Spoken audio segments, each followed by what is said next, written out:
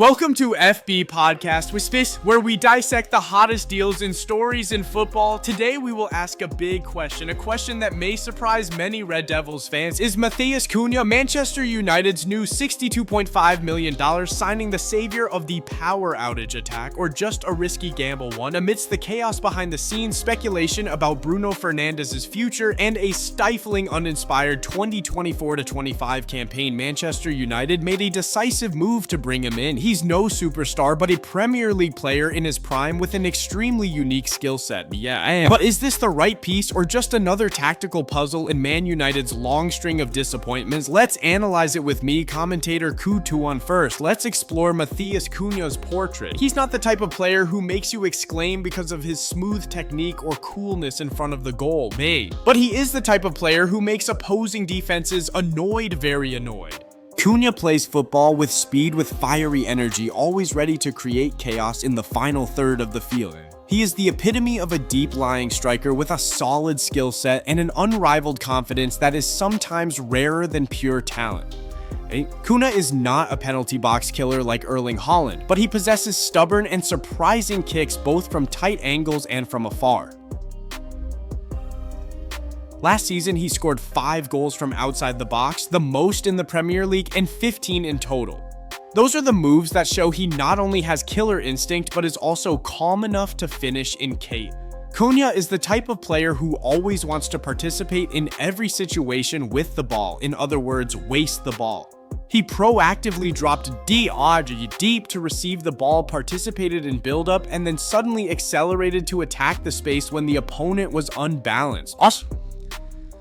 It is that mobility that makes him a potential threat. His dribbling ability is also quite remarkable. Not as smooth as Lamine Yamal or Jamal Musiala, but with a tendency to dive into space, turn the ball slow down, and then accelerate in a short distance. In terms of passing, his vision is good, but don't expect him to be Bruno Fernandes or Messi. He often chooses simple but highly unpredictable options. However, Cunha also has weaknesses that need to be noted. He is not strong in aerial combat, so he rarely creates breakthroughs from high balls. His work rate is quite good, but because he is exempted from defending at Wolves, his running stats are even worse than Mbappe's stats.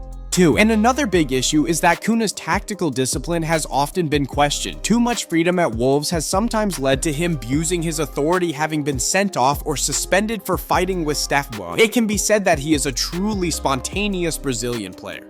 So the reason Man United recruited Cunha is clear. He was born to play in coach Ruben Amorim's 3-4-2-1 formation, the same system that helped him excel at Wolverhampton. In this formation, Cunha will start as a left-sided number 10, moving wide, penetrating the penalty area and linking up with the striker too. Being familiar with the rhythm of this system will help him shorten the adaptation time at Old Trafford. He knows when to drop deep, when to tuck into the half space, when to stretch out horizontally. 3, he is a hybrid player, neither a traditional attacking midfielder nor a number 9 in front of the goal. He supports the striker by weaving and cutting into the penalty area, but can also turn around to receive the ball dribble to open the wing or shoot from a distance. 3. However, for Cunha to fully develop that quality, Manchester United will have to face many challenges, and this is the factor that turns this deal into a calculated gamble.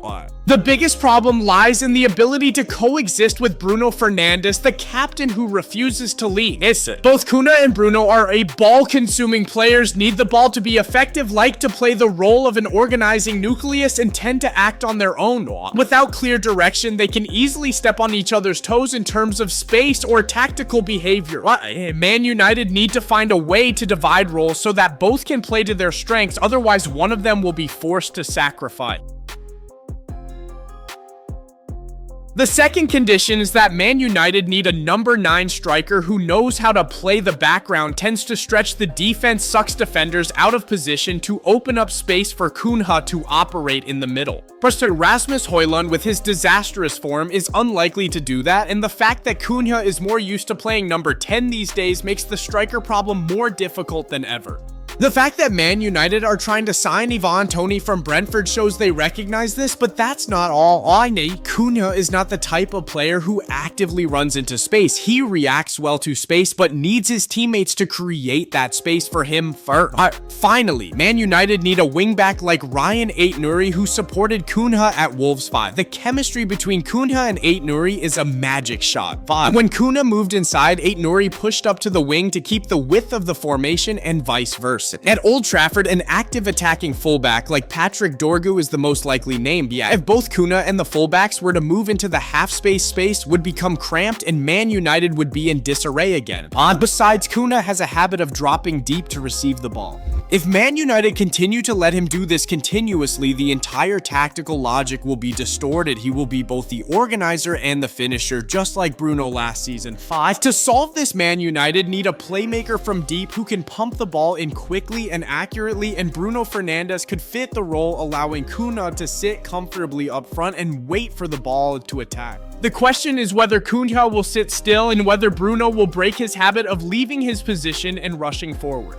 In short, Matheus Cunha is not a perfect signing, but the man with those flaws is exactly what Manchester United are lacking: a catalyst, the kind of player who creates change from chaos. He may not score 20 goals a season, but he can be the one to create the situations that lead to goals with an unpredictable turn, an irregular through ball, or simply stretching the opposition defense by diving forward.